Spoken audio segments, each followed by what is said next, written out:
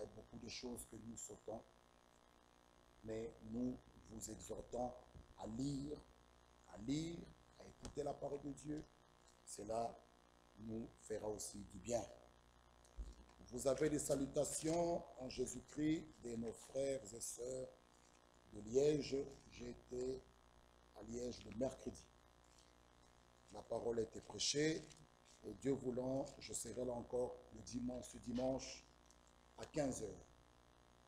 Et par la grâce de Dieu, normalement, je pourrai terminer ici.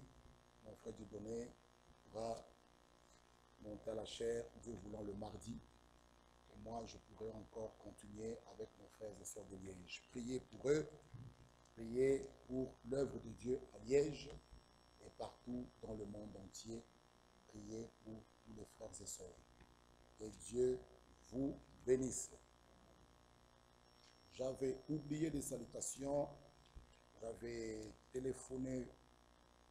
J'étais en communication avec le frère Franck qui vous salue au nom du Seigneur Jésus-Christ. Le frère Bertin aussi vous salue. Le frère Willy vous salue. Le frère François Moudioko vous salue. Le frère Mwambelung vous salue. Le frère Kazadi vous salue. Beaucoup de frères, nous parlons. Le frère Sabouni, je parle avec lui ce matin, vous salue. Le frère Boulumba, la dent continue à le déranger. Priez pour lui. La dent qu'il avait eu cet accident ici à Lyon. Il doit être en Nairobi aujourd'hui pour qu'on puisse réopérer. Il a très mal, il a des douleurs. Ici, là où on l'avait amené, ça n'a pas été bien fait. Mais priez pour lui parce qu'il a vraiment des douleurs. Et la dent est reliée avec le nerf, avec la tête. Il a des douleurs très, très, très dures. Il vous salue également au nom du Seigneur Jésus-Christ. Le frère Freddy Kabanzi vous salue également au nom du Seigneur Jésus-Christ. Le frère David, frère Mizo le connaît, de Kinshasa, il te salue aussi, il salue l'Assemblée au nom du Seigneur Jésus-Christ. Frère Lilanga vous salue également au nom du Seigneur Jésus-Christ. Que Dieu nous bénisse. L'écriture d'introduction nous fait du bien, nous pouvons relire Ésaïe 45. Et mon frère Louis a pu lire. Ésaïe chapitre 45, nous pouvons nous mettre debout. Ésaïe 45, mon frère a lu à partir du verset 20. Ésaïe 45, verset 20. Assemblez-vous et venez, approchez ensemble, réchappez des nations. Ils n'ont point d'intelligence, ceux qui portent leurs idoles de bois et qui invoquent un Dieu incapable de sauver. Déclarez-le et faites-les venir, qu'ils prennent conseil les uns des autres. Qui a prédit ces choses dès les commencements? Depuis longtemps on les a annoncées. N'est-ce pas moi l'Éternel? Il n'y a point d'autre Dieu que moi. Je suis le seul Dieu juste et qui sauve. Tournez-vous vers moi et vous serez sauvés, vous tous qui êtes aux extrémités de la terre, car je suis Dieu, il n'y a point d'autre. Je le jure par moi-même, la vérité sort de ma bouche, et ma parole ne sera point révoquée. Tout genou fléchira devant moi, toute langue jugera par moi, jurera par moi. En l'Éternel seul, dira-t-on, réside la justice et la force. À lui viendront pour être confondus tous ceux qui étaient irrités contre lui. Par l'Éternel seront justifiés et glorifiés tous les descendants d'Israël. Amen. Nous pouvons nous asseoir. Que Dieu nous bénisse. Il dit, la vérité ne sort que de sa bouche. Nous pouvons lire dans Ésaïe 43. Ésaïe 43, le verset 11. Nous pouvons aller au verset 10. Ésaïe 43, verset 10. Vous êtes mes témoins, dit l'Éternel. Vous et mon serviteur que j'ai choisi. Le choix de Dieu. Que j'ai choisi. Afin que vous le sachiez, que vous me croyiez et compreniez que c'est moi. Avant moi, il n'a point été formé de Dieu. Et après moi, il n'y en aura point. C'est moi, moi qui suis l'Éternel. Et à part moi, il n'y a point de sauveur. C'est moi qui ai annoncé, sauvé et prédit. C'est lui. Il a annoncé, lorsqu'il a dit que la lumière soit et la lumière fut. C'est lui le Dieu créateur. C'est lui qui a annoncé, sauvé et prédit. Ce n'est point parmi vous un Dieu étranger. Vous êtes mes témoins, dit l'Éternel. C'est moi qui suis Dieu. Je le suis dès le commencement. Et nul ne délivre de ma main. J'agirai. Qui s'opposera? Amen. Ah! J'agirai. Qui s'opposera? Frère, personne ne pourra s'opposer, ne pourra freiner, stopper les plans de Dieu. C'est pourquoi nous avons parlé ce soir, pour aller vite, pour terminer, sur les 5 conditions à remplir pour vraiment servir Dieu. Rendre à Dieu un service, pas en dehors de sa volonté, mais selon sa volonté. Pour servir Dieu, nous devons faire uniquement sa volonté et ces 5 conditions doivent être remplies. Nous avons parlé du temps de Dieu. Lisons 1 Chronique. 1 Chronique, nous devons terminer ce sujet, Dieu voulant, et dimanche terminer. Par la grâce de Dieu. 1 Chronique, chapitre 15. 1 Chronique, chapitre 15. Qu'est-ce qu'il nous dit? 1 Chronique 15, le verset 2. Alors David dit, l'arche de Dieu ne doit être portée que par les Lévites, car l'Éternel les a choisis pour porter l'arche de Dieu et pour en faire le service à toujours. Ce sont les Lévites qui sont choisis pour faire ce service. Et nous devons respecter le choix de Dieu. Il faut du respect. Et souvent, le choix de Dieu, souvent ce n'est pas le choix des hommes. Les hommes ont leur choix. Les hommes, ils regardent à ce qui frappe les yeux. Ils regardent à la personne. Mais Dieu regarde au cœur. Le choix de Dieu, nous devons le respecter. Quand Dieu choisit, frère, nous devons respecter cela. S'opposer à cela, c'est s'opposer à Dieu. Les Lévites ont été choisis pour faire ce service. Mais David a consulté tout le monde. Mais il n'a pas consulté le prophète Nathan. C'est pourquoi dans les 5 conditions, nous devons attendre le temps de Dieu. Après, le choix de Dieu. Respecter cela. Cela doit être fait par la personne que Dieu a choisie. 3e condition, tout doit être en accord avec la parole de Dieu. 4e condition, mes frères, tout d'abord, la parole selon Amos 3,7, vient au prophète. Cela doit d'abord être apporté par le prophète.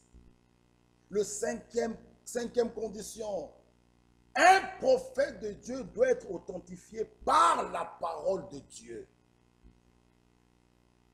Mes frères, David a consulté toute l'assemblée. Il a consulté tout le monde, les militaires, les centaines, tout le monde. Il a oublié de consulter le prophète Nathan. C'est une erreur grave. Dieu a sa manière d'agir. Prenez Ésaïe 38. Prenons un peu Ésaïe 38. Regardez. Ésaïe 38. Vous verrez que Dieu a sa manière d'agir. Il dit, vos pensées ne sont pas mes pensées. Vos voix ne sont pas mes voix. Dans Ésaïe 38, on nous parle d'un homme qui s'appelle Ézéchias. Écoutez, Ésaïe 38. En ces temps-là, Ézéchias fut malade à la mort. Le prophète Ésaïe, fils d'Amoz, vint auprès de lui et lui dit, ainsi parle l'Éternel, donne tes ordres à ta maison, car tu vas mourir, tu ne vivras plus. C'est un ainsi par l'Éternel. Un ordre. Mais regardez Ézéchias, sincère qu'il était. Ézéchias tourna son visage contre le mur et fit cette prière à l'Éternel. Ô Éternel, souviens-toi que j'ai marché devant ta face avec fidélité, intégrité de cœur. J'ai fait ce qui est bien à tes yeux. Ézéchias répondit d'abondantes larmes. Il s'est adressé à Dieu, Ézéchias, et sa prière est arrivée. Suivez bien, mes frères. Ézéchias était sincère. Il a dit à l'Éternel, j'ai marché avec intégrité de cœur. Et Dieu n'a pas nié cela. Qui ce soir peut le dire? Que j'ai marché avec intégrité de cœur. Ézéchias, dans l'Ancien Testament, sous le son des bouquets de taureaux, on m'intègre. Mes frères, Dieu, aujourd'hui, il est écrit dans Matthieu 5, soyez parfaits, comme votre Père Céleste est parfait. Et cela est possible. Ah. Ézéchias dit, j'ai marché avec intégrité de cœur, j'ai marché devant ta face avec fidélité, j'ai fait ce qui est bien à tes yeux. Le verset 4. La parole de l'Éternel fut adressée à Ésaïe en ces mots. Dieu n'a pas répondu à Ézéchias. Non, sa prière est arrivée. Sa prière a été agréée. Mais Dieu ne l'a pas répondu. Dieu a encore envoyé Ésaïe le prophète. Mes frères, Dieu a sa manière de faire. David a consulté tout le monde. Il a oublié un homme, le prophète Nathan. Et qu'est-ce qu'il dit? Lisons le verset 4. Dit à Ésaïe en ce mot, va, dis à Ézéchias, ainsi parle l'Éternel, le Dieu de David, ton père. J'ai entendu ta prière, j'ai vu tes larmes, frères, sœurs, tes larmes qui coulent nuit et jour, il voit ça. Mes frères et sœurs, ne vous sous-estimez pas, tes larmes qui coulent, ta prière, il voit ça. Il dit, j'ai entendu, gloire soit rendue à Dieu. Mais regardez d'abord Ésaïe, avant d'aller loin. Nous gardons Ésaïe 38, regardez Ésaïe 59. Regardez Ésaïe 59. Ésaïe 59. Non. commence avec un non. Ésaïe 59. Non, la main de l'Éternel n'est pas courte pour sauver. Elle n'est pas courte. Ni son oreille trop dure pour entendre. Ah, mais ce sont vos crimes qui mettent une séparation entre vous et votre Dieu. Ce sont vos péchés qui vous cachent sa face et l'empêchent de vous écouter. Ah. Mais Ézéchias dit, j'ai marché avec intégrité de cœur. Donc il marchait dans la droiture. Alors sa prière a été agréable à Dieu. Parce qu'Ésaïe nous dit, si nos prières n'arrivent pas, si nos prières n'atteignent pas vraiment là où ils se trouvent, l'écriture est claire, ce sont vos péchés qui vous cachent sa face et l'empêchent de vous écouter. C'est pourquoi l'aveugle-né pouvait dire, Dieu n'exauce pas les pécheurs. Avant toute chose, un pécheur, avant qu'il prie, qu'il se répande d'abord. Qu'il se répande. Parce que Dieu n'exauce pas les pécheurs. Mes frères, ne nous précipitons pas. Même s'il y a un cas de maladie, avant d'imposer tes mains, pose-toi la question, d'où viens-tu? Dieu n'exauce pas les pécheurs. Avant de prier, souvenez-vous de frère Branham, ce qui s'était passé au téléphone. Vous savez ces choses. Dieu n'exauce pas les pécheurs. Ézéchias, c'était clair. Il dit, j'ai marché avec intégrité de cœur, droit devant ta face. Et sa prière est arrivée. Et il dit, j'ai entendu ta prière, j'ai vu tes larmes. Oh mes frères, prenez un peu avec moi 2 Samuel. 2 Samuel. Nous voulons ce soir nous encourager mutuellement. 2 Samuel. 2 Samuel.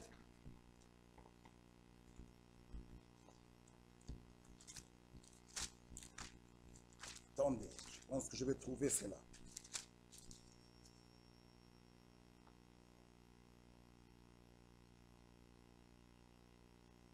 Attends.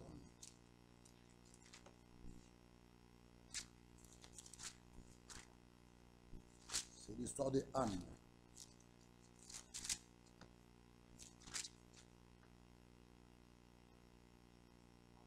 C'est 1 Samuel 2.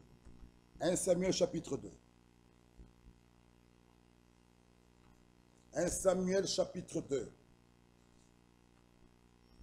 Écoutez la prière de Anne. 1 Samuel 2. Le premier verset. Mon cœur se réjouit en l'Éternel. Amen. Mon cœur se réjouit en l'Éternel. Ma force a été relevée par l'Éternel. Ma bouche s'est ouverte contre mes ennemis, car je me réjouis de ton secours. Nul n'est saint comme l'Éternel. Il n'y a point d'autre Dieu que toi. Il n'y a point de rocher comme notre Dieu. Ne parlez plus avec tant de hauteur, que l'arrogance ne sorte plus de votre bouche. Maintenant écoutez. Car l'Éternel est un Dieu qui sait tout. Oh, frère. L'Éternel est un Dieu qui sait tout. Ah. Et par lui sont pesées toutes les actions. Ah. Tout ce que tu fais, en cachette ou bien n'importe où, l'Éternel sait tout. Mes frères, faites attention. Au lieu de craindre les hommes, craignez Dieu. Il sait tout.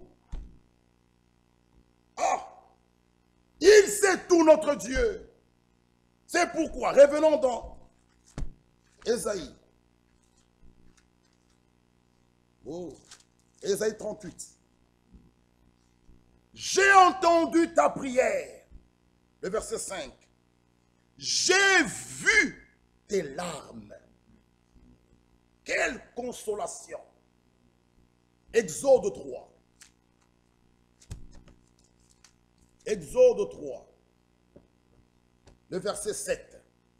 L'Éternel dit, j'ai vu la souffrance de mon peuple qui est en Égypte. J'ai entendu les cris que lui font pousser ses oppresseurs, car je connais ses douleurs. Un enfant de Dieu met sa confiance en Jésus-Christ. Pourquoi? Parce que lui, il connaît même tes douleurs.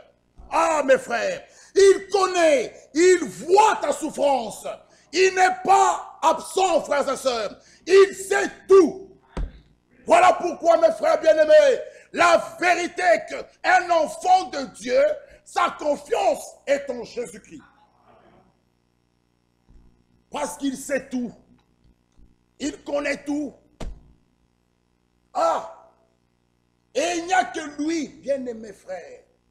Ne nous faisons pas des allusions. Non. Nous prêchons, nous crions très haut que notre Dieu est le Tout-Puissant. Même si Satan vient nous secouer, frères et sœurs, notre regard, c'est à lui. Il sait tout. Maintenant, regardez dans 1 Chronique. 1 Chronique, le verset 15. Chapitre 15, verset 13. Là, David reconnaît la faute. Sincère qu'il était, il est allé vers les Lévites et leur dit, parce que vous n'étiez pas là la première fois, l'Éternel notre Dieu nous a frappés. Ah! Un cœur sincère. Mes frères bien-aimés, Psaume 16. Psaume chapitre 16. Si je ne me trompe pas. 17 le verset 3. 17 verset 3. Si tu sondes mon cœur, toujours David. Frère, un homme selon le cœur de Dieu. Il aimait vraiment Dieu et il était sincère. Si tu sondes mon cœur, si tu les visites la nuit, si tu m'éprouves, tu ne trouveras rien. Ma pensée n'est pas autre que ce qui sort de ma bouche. Un enfant de Dieu, son cœur et ses lèvres sont en harmonie. Ah! Pas ton cœur dit A, ta bouche dit B. Non! Le cœur et les lèvres doivent être en harmonie. Et David était sincère. Il est allé voir les Lévites. Il n'a pas caché sa faute. Il leur a dit ouvertement, comme vous n'étiez pas là, nous avons été frappés. Maintenant, je reconnais, ce service, c'est à vous de le faire. Venez, faites-le. Frère, nous pouvons, ça peut arriver que tu t'écartes de la parole. Mais quand le Seigneur te révèle, t'éclaire la bonne chose à faire, ne sois pas hypocrite, reconnais, aligne-toi. Et si ce n'est pas toi, va vers la personne. Dire que je reconnais ce que j'ai fait. Ce n'est pas moi le faire, c'est à toi le faire, fais-le. Parce que dans la maison de Dieu, les dons, tout ce qui vient de Dieu, c'est pour l'édification. Reconnaissons quand même. Ne forçons rien. Ne faisons pas des choses. Vous savez, mes bien-aimés frères, dans les choses de Dieu, tu peux t'asseoir là et voir, tu vois que cette sœur, non, elle ne force pas. Ça coule. Frère, soyons vrais. On le voit que la sœur ici, ça coule. Elle ne fabrique pas, elle ne force pas. l'autre essaie de forcer pour montrer que moi je suis là. Non! Que le Saint-Esprit te révèle ta place. S'il te révèle cette place-là, à cet endroit, tu seras en bénédiction. C'est ça comme ça dans les choses de Dieu. Et Dieu nous bénira. David a reconnu que nous n'avons pas fait les choses comme il fallait. Il fallait que les Lévites soient là. C'est pourquoi, mes frères, pour servir Dieu, il faut que ces 5 conditions soient remplies. Nous avons parlé. Cela doit être fait dans le temps. Et quand ce temps-là arrive, personne ne peut bloquer cela. Prenons un exemple de Moïse. Cela ça me frappe beaucoup. Parce que Moïse a été appelé d'après la promesse faite à Abraham. Amen. Vous pouvez le lire. Abraham avait une promesse. Le peuple de Dieu qui était en Égypte. Mais maintenant, suivez. Un prophète ne devient pas prophète. Il naît prophète. Suivez, bien-aimés frères. Moïse était un prophète de Dieu. De même calibre que nous avons aussi reçu un prophète, frère Branham. À Moïse, on avait donné 2 signes. Frère Branham, 2 signes. Frère, Moïse a reçu un message d'Exode. Nous aussi, nous avons reçu un message d'Exode. Ce message, c'est le cri de l'appel à sortir. Moïse avait un message d'Exode. Sortez de l'Égypte, sortir de là, pas pour mourir dans le désert, mais pour entrer en Canaan, le pays promis.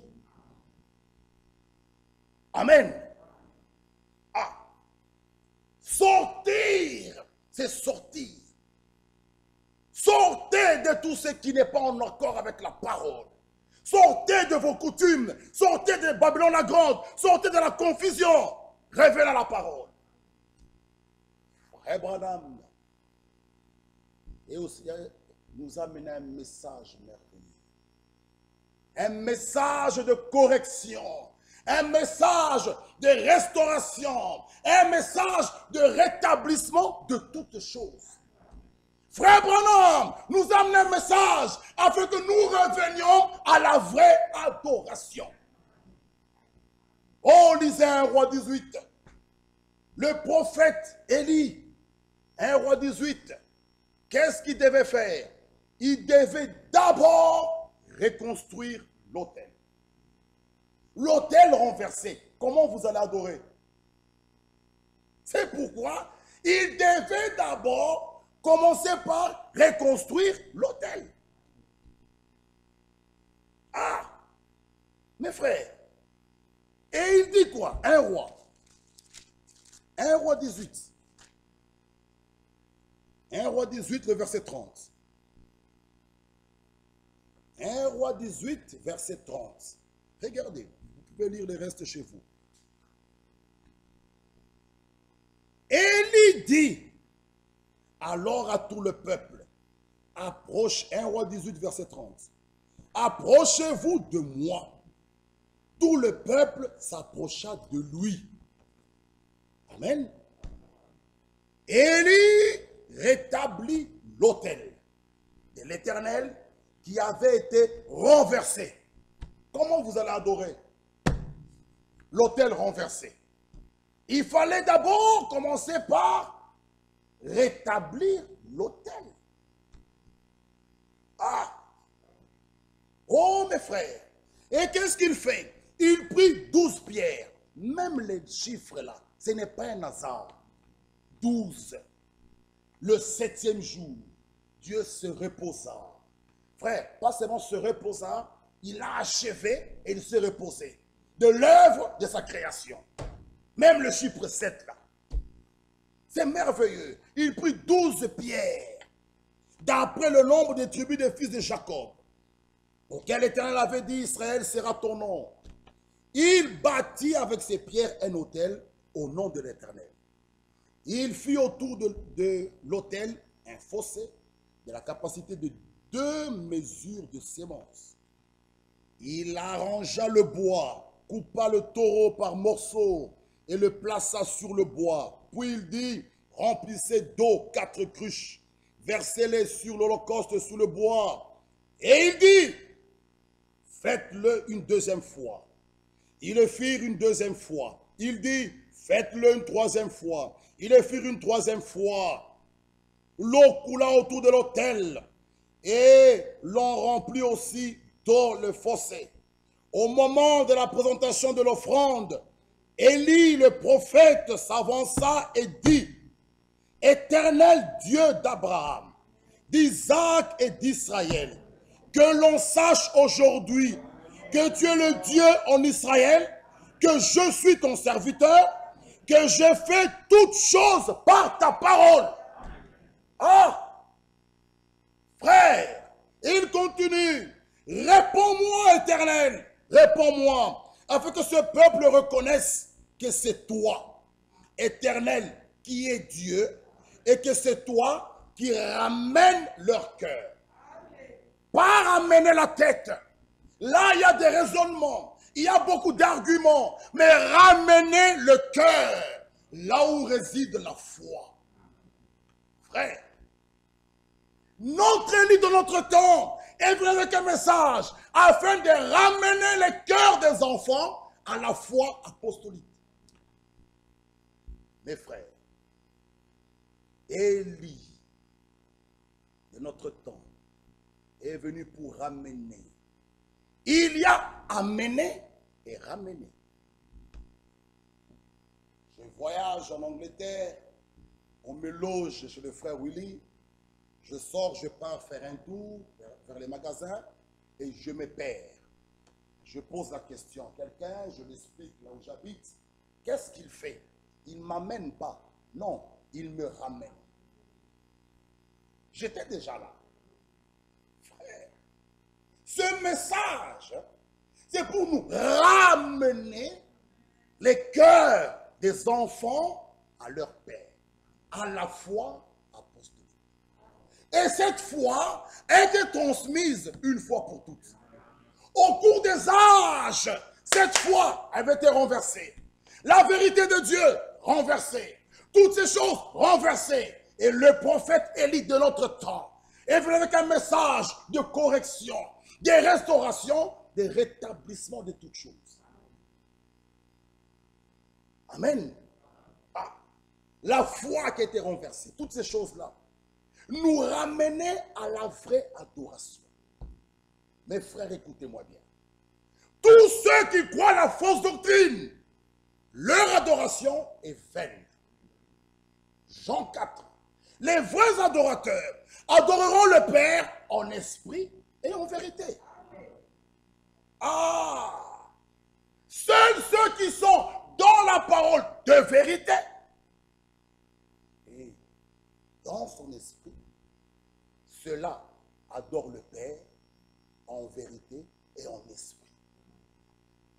Mais toi, tu crois des fausses doctrines. Tu crois que Frère Branham est Dieu. Tu crois à des choses, à la Trinité, des personnes, à des faux enseignements. L'adoration, elle est vaine. La vraie adoration, bien-aimés frères, nous a été ramenée. Et cette adoration est fondée sur base de la parole. C'est pourquoi, écoutez, nous ne sommes pas là pour copier toutes ces musiques-là qu'on joue là dehors, venir les ramener ici. Non. Il faut qu'il y ait la différence.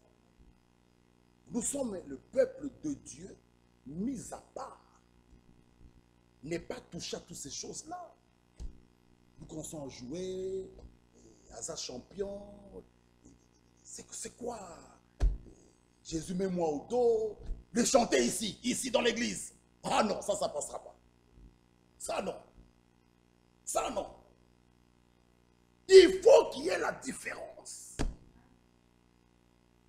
L'adoration, la vraie adoration. Que Dieu nous aide. Moïse avait 2 signes Vous le savez bien. À Frère Branham, le 7 mai 46, un ange lui apparut. Il entend le pas. Boum, boum. Il voulait avoir peur. Il lui dit, n'aie craint point. Comme Moïse. Et il faut que ces choses, nos enfants l'apprennent. Ah, nous avons reçu un prophète dans ce temps. Et par là, nous répétons, nous ne sommes pas des branhamistes. Mais nous parlons de notre actualité. Comment je peux parler de la sortie des enfants d'Israël de l'Égypte vers Canaan sans citer Moïse? Je parle sur le déluge, je ne cite pas Noé. Non. La voix qui crie dans le désert, je ne cite pas Jean-Baptiste. Non. Je parle de l'achèvement de l'œuvre, je ne cite pas Matthieu 24, 45 à 47. Mais c'est impossible. C'est impossible. Quand je parle du message de l'œuvre, frère, je ne peux pas m'empêcher de citer le nom de frère Branham. Nous parlons de l'achèvement de l'œuvre. Nous sommes à l'achèvement de l'œuvre. Je ne m'empêcherai pas de citer frère Franck. Cela est clair.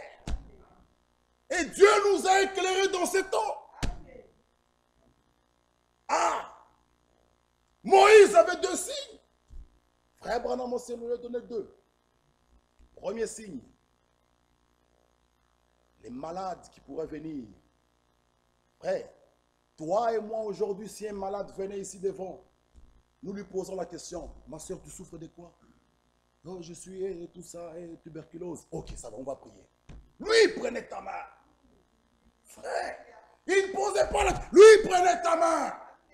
Ta maladie apparaissait sous sa main. Bien-aimé frère, deuxième signe, le discernement des pensées, le ministère du Messie, frère, que nous avons vu chez Abraham, dans Genèse 18, où il pouvait dire, pourquoi Sarah, ta femme, Harry? Ce même ministère, en Jésus-Christ, avec la femme au puits. Va appeler ton mari. Oui, je n'en ai pas. Tu as dit vrai. Tu en as 5. Oh, je vois que tu es un prophète. Philippe vient avec Nathanaël. Jésus lui dit, avant que Philippe t'appela, je t'avais déjà vu. Où m'avais-tu été là? Frères et sœurs, ces choses-là, ça s'est passé dans notre temps. Frère Branham arrivait à dire, pour que vous sachiez que Jésus est le même hier, aujourd'hui, éternellement, je tourne le dos à la salle. Frères et sœurs, ces choses se sont passées dans notre temps. Nous ne croyons pas aux fables. Nous sommes dans la vérité. Un prophète doit être authentifié par la parole. Oui, la parole vient au prophète. Dieu dans ce temps nous a parlé. Oui. Mes frères et sœurs, que Dieu nous aide. Et David, lorsqu'il a reconnu que ce sont les Lévites qui peuvent prendre cela, il est allé vers eux pour dire, c'est à vous de le faire. Ce n'est pas à nous. Il y a eu la mort même de Uza. Parce que nous avons fait des choses en dehors de la parole de Dieu. Et les Lévites ont fait ce service.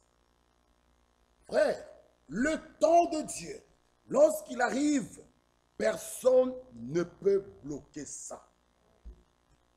Il y a parfois des gens qui disent, oh, on me bloque, frère, on me bloque. Toi, sois calme. Lorsque ce temps-là va arriver, nous tous, nous ne pouvons pas te bloquer. Dieu lui-même s'en chargera. Maintenant, prenons Moïse. Lui, il a été appelé d'après la promesse faite à Abraham.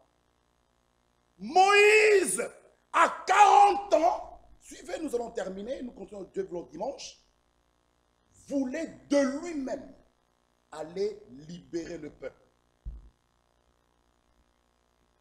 Il arrive là, il tue un Égyptien. On va lire. Et il voit encore 2 de ses frères maintenant qui se disputaient. Il part pour les séparer. C'est lui qui avait vu la chose. C'est pourquoi tu peux faire des choses. Sache qu'il y aura toujours un qui te voit. Et lui dit, hey, veux-tu me tuer comme tu avais tué l'autre? Moïse dit, oh, donc l'affaire est connue. Qu'est-ce qu'il a fait? Il a pris fuite. Il est parti loin. Regardez bien le temps de Dieu. À 80 ans, 40 ans plus tard, Dieu va le chercher. Dans la faiblesse de Moïse, c'est là où Dieu veut déployer sa force. Avec un bâton de berger. Dieu va chercher Moïse, faible qu'il était. Il dit, c'est toi, Moïse, qui va ressortir le peuple. À 40 ans, lui-même est parti. Rien ne s'est passé. Le peuple n'est pas sorti. Ça lui a créé des problèmes et l'oppression est sur le peuple de Dieu. À 80 ans, c'est l'Éternel, le Seigneur maintenant, qui l'envoie. On va le lire.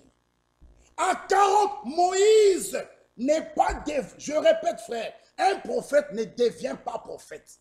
Il naît prophète. Il savait que Moïse savait qu'il avait quelque chose, mais il est allé avant l'envoi. Frère, à 80 ans, c'est là que l'Éternel maintenant l'envoya. Mais maintenant, la promesse a été faite. On va lire, frère. Vous verrez que c'est merveilleux. 400 ans, ça a été dit à Abraham. Mais le total de ce peuple qui ont souffert était de combien? Ils sont sortis. Vous pouvez me donner le calcul exact? Combien? Combien? 480? Non. 490? 430? Combien? 450? 30? 430? Amen. 430.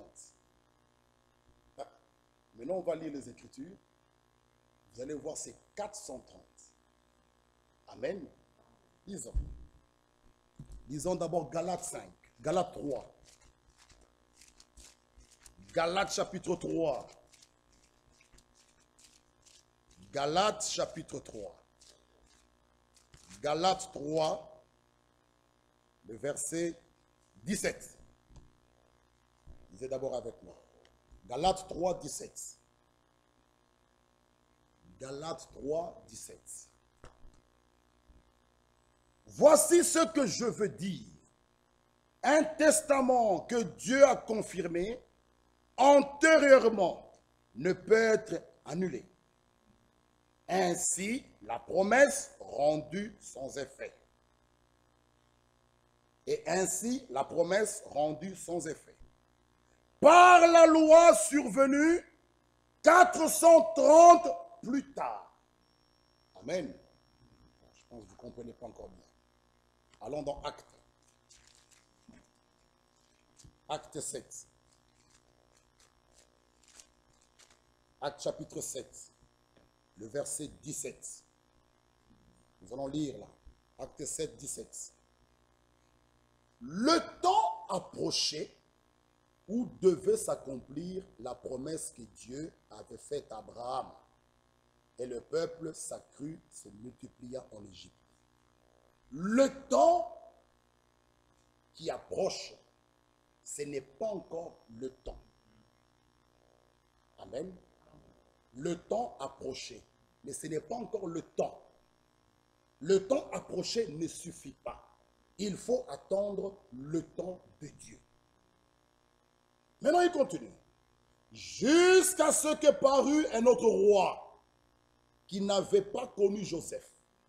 Ce roi, usant d'artifice contre notre race, maltraita nos pères au point de leur faire exposer leur enfant pour qu'ils ne vivent pas. À cette époque, naquit Moïse, qui était beau aux yeux de Dieu. Il fut nourri 3 mois dans la maison de son père. Et quand il lui était exposé, la fille de Pharaon le recueillit et l'éleva comme son fils. 22. Moïse fut instruit dans toute la sagesse des Égyptiens et il était puissant en parole et en œuvre. Il avait 40 ans lorsqu'il a eu à cœur de se rendre auprès de ses frères, les fils d'Israël. Il a eu à cœur, une pensée montée en lui, il avait 40 ans. Il en vit un qui outrageait et prenant sa défense, il vengea celui qui était maltraité, frappa l'Égyptien. Il pensait que ses frères comprendraient que Dieu leur accordait la délivrance par sa main. Mais ils ne comprirent pas. Le jour suivant, il parut au milieu d'eux alors qu'ils se battaient et les exhorta à la paix. Hommes, dit-il, vous êtes frères. Pourquoi vous maltraitez-vous l'un l'autre? Mais celui qui maltraitait son prochain le repoussa en disant, qui t'a établi chef et juge sur nous? Veux-tu me tuer comme tu as tué hier l'Égyptien? À cette parole, Moïse prit la fuite. Il alla séjourner dans le pays de Madian, où il engendra 2 fils. 40 ans plus tard, un ange lui apparut au désert, dans la montagne de Sinaï, dans la flamme d'un buisson en feu. Moïse, voyant cela, fut étonné de cette apparition. Et comme il s'approchait pour examiner, la voix du Seigneur se fit entendre. Je suis le Dieu de tes pères, le Dieu d'Abraham, d'Isaac et de Jacob. Et Moïse, tout tremblant, n'osait regarder. Le Seigneur lui dit, ôte tes souliers de tes pieds, car le lieu sur lequel tu te tiens est une terre sainte. J'ai vu la souffrance de mon peuple qui est en Égypte. J'ai entendu ses gémissements. Je suis descendu pour le délivrer. Maintenant, va, je t'enverrai en Égypte. 35. Ce Moïse qui l'avait renié en disant, qui t'a établi chef et juge, c'est lui que Dieu envoya comme chef, comme libérateur, avec l'aide de l'ange qui lui était apparu dans le buisson. Amen. Arrêtons-nous même là. Maintenant, vous me direz, frère, où sont les 430? Écoutez, l'homme de Dieu, je vous lis d'abord ici, dans janvier 78, lettre circulaire 13. Lorsque Moïse eut 40 ans, il fut saisi par le désir d'accomplir la charge qu'il savait avoir reçue de Dieu. Il savait à 40 ans déjà. Je vous ai dit, on ne devient pas prophète, on est prophète. Il savait qu'il avait quelque chose. Il a eu le désir.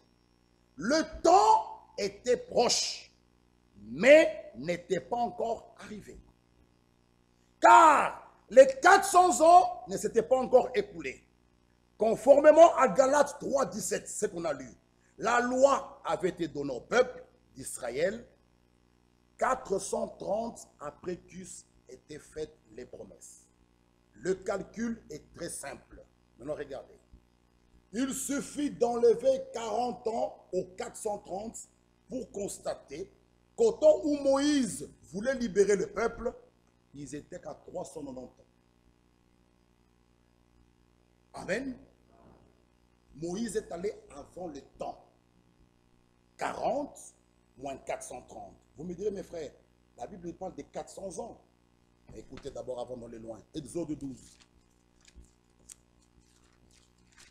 Exode 12.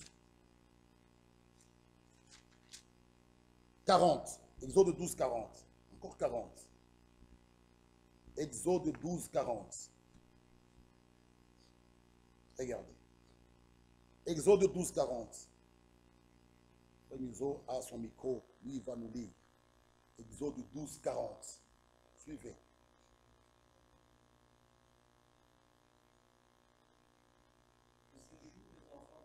En Égypte fut de 430 ans. Ah, relisez un peu, mon frère. Relis. Le séjour des enfants d'Israël en Égypte fut de 430 ans. 430 ans. Amen. Continue. Et au bout des 430 ans, le jour même, toutes les armées de l'Éternel sortirent du pays d'Égypte. Amen. Amen. Relis encore, mon frère. Okay. Et au bout des 430 ans, le jour Le même, jour même, le temps de Dieu est arrivé. Amen. C'est le jour même. Amen. Ils sont sortis. Amen. Amen. Amen. Maintenant, notre bien-aimé nous dit ici, vous prenez 40 ans, quand Moïse avait 40 ans, dans sa vigueur, dans sa force. Vous enlevez les 430 ans, ça fait 390. C'est pourquoi il ne pouvait pas réussir, ça n'est qu'échouer. Ce n'était pas encore le temps de Dieu. Il tue, il fouille. À quel âge on l'a pris maintenant là? 40 ans plus tard, à 80 ans. Vous rajoutez même le 40 ans plus tard au 390, on est dans le 430, le jour même, et ils sont sortis. Quand c'est le temps de Dieu, malgré la faiblesse de l'homme, Dieu ne regarde pas à ça. Ne regardez pas à vos faiblesses, regardez à la promesse de Dieu. En son temps, même si les médecins disent qu'il n'y a plus d'espoir, Dieu lui dit, tout est possible. Ce temps-là, lorsqu'il arrive, personne ne peut bloquer, frère. Alors l'homme de Dieu dit, ici, le calcul est très simple. Il suffit d'enlever 40 ans ou 430 pour constater qu'au temps où Moïse a voulu libérer le peuple, 390 années seulement s'étaient écoulées depuis que le Seigneur avait fait la promesse à Abraham.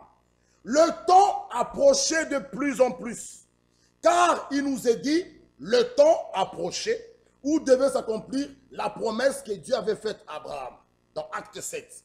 Le temps qui approche ne suffit pas, le temps doit être là. Nous devons pouvoir attendre jusqu'à ce que le temps soit venu.